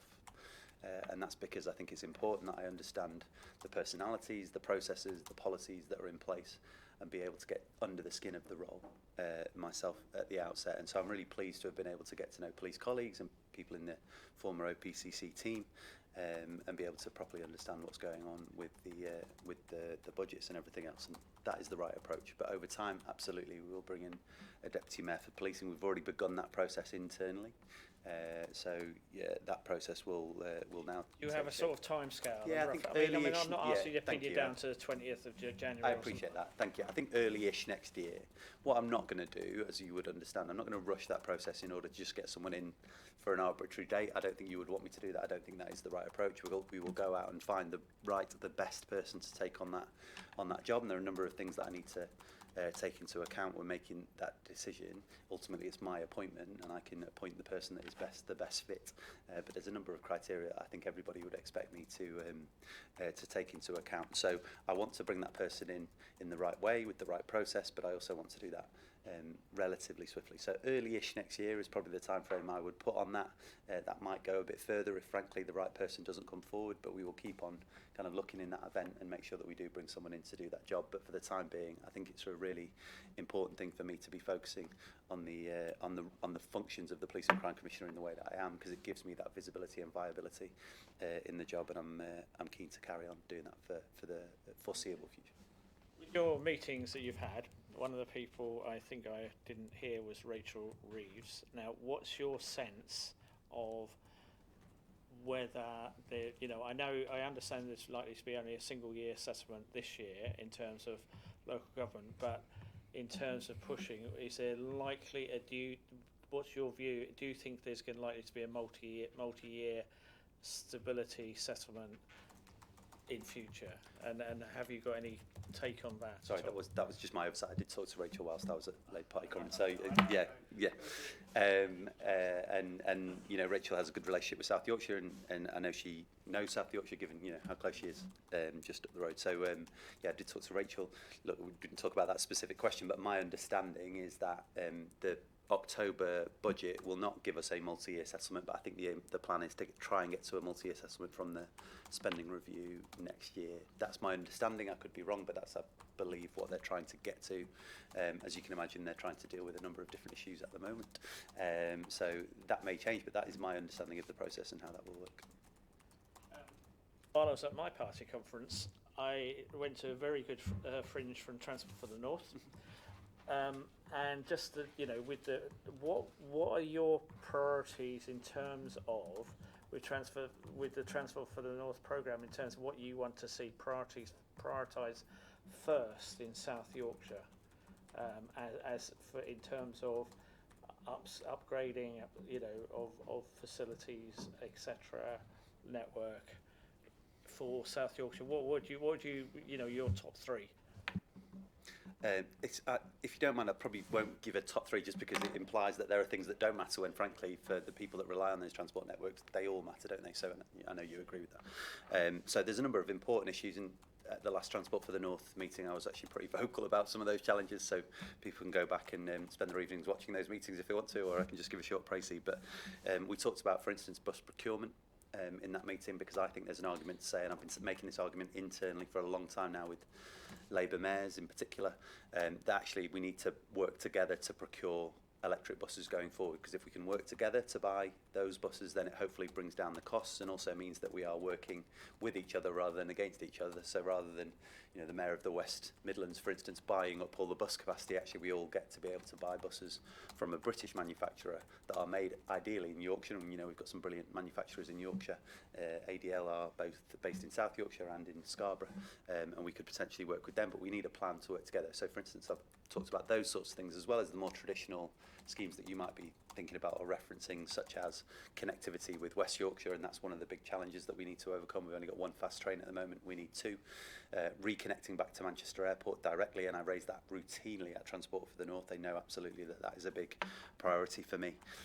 Bus franchising in the North more broadly. Bus reform here in South Yorkshire is what we're working through, but across the North, a number of mayors have already gone for bus franchising, and how that all fits together as one piece is an important part of the conversation at TFN. I've also said that light rail should be something that we should be able to talk about at TFN as well. When it comes to trains, at the last meeting I was keen to hold to account Cross Country, who gave us very short notice about some of the changes that they have made to services that impact on South Yorkshire. I've written to them, they've written back to me.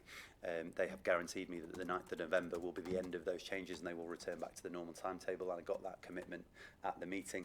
And that is a good thing, because those short-term timetable changes have a habit of becoming just the natural or normal state of affairs. So we need to get back to the previous timetable, and they've assured me that's the case. So Transport for the North, the last meeting particularly, was very useful. There's a number of things that I've put on their agenda. I know they're working on our behalf, and we remain kind of working to, we will remain working with them closely.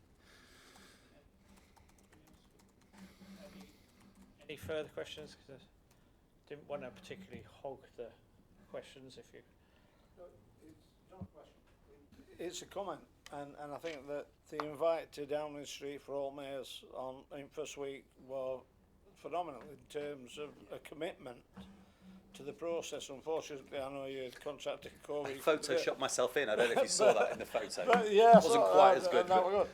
But again, it's that funding regime that we need to be ensuring that we change.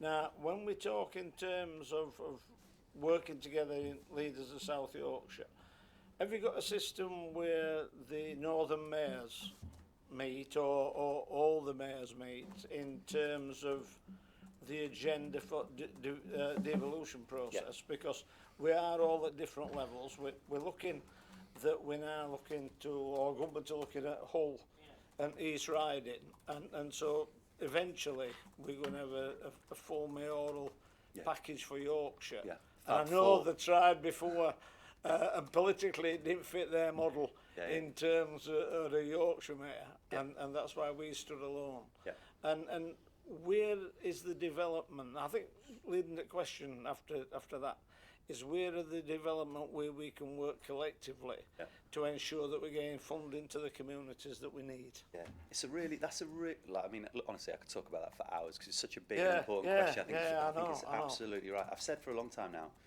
what we need is not just more attention as mayors and even more funding as mayors. What we need is more responsibility and more structures as mayors, because those structures are what are, in my view at least, what are going to allow devolution to be embedded formally rather than just based on relationships. And I think there's an argument to say, particularly under the last government, as you saw with people like Ben Houchin or Andy Street, so much of that work was based on just relationships, right? It was Andy Street and Ben Houchin had good relationships with the Tory government, so they got loads of favours, and the rest of us didn't, and therefore actually it was much harder for us. And I frankly abhor that system. This government have been really open about the fact they're going to work with all the mayors. So I know they're working with Ben Houchin up in the Tees Valley, and he gets invited and comes to all of our meetings, and he plays a full part. We actually were up in the northeast for the Great North Run. It's why I'm still hobbling around, because I'm still kind of injured from that Great North Run. But at the Great North Run, we had a meeting with Brendan Foster, who's the kind of originator of the Great North brand, and he was saying to us he wants to work with us to develop the Great North brand as something all the mayors can use for things like trade missions and stuff like that. And Ben was in the room for that conversation and played a full and constructive part.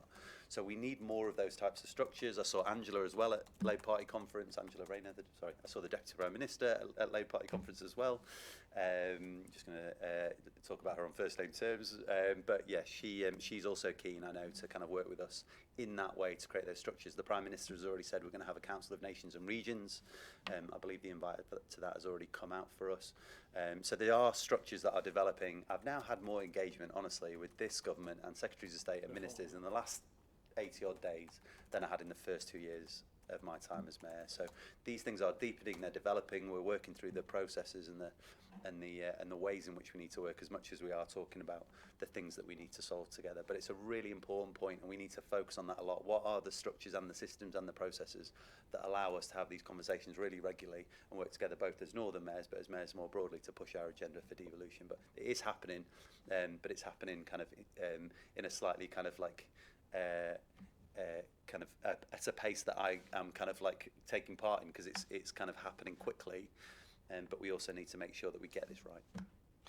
And we also need to be ensuring that we've got equality in terms of we should have the same opportunities as Manchester. Well, I can tell you, I mean, that is absolutely my, I'm making that point routinely, and I know the government understand that. We're in a conversation now about level 4 devolution and that single pot settlement, business rate retention, things that Manchester got through their trailblazer deals. And I keep on making this point that, I want South Yorkshire to get every opportunity to take back control of our future. So believe me, we're kind of banging the drum every single time, putting ourselves at the forefront of that conversation, and the government know that's exactly what I want to do and will always do. So it's an open conversation with government at this moment in time. Well, you've briefly mentioned level 4 devolution. The obvious outcome, one of those, and I know what you're going to say, is there'll be a precept for that if it's going to be adequately funded. What are your views on a precept that would come for South Yorkshire if you're going to move to level 4? Because otherwise you're always dependent on the vagaries of funding from the government. There's already a precept. So in our current devolution deal, there's already a precept. It's not mandated in any sort of way in future that we do anything with a precept. It's already there in the devolution deal. So it's already part of the system.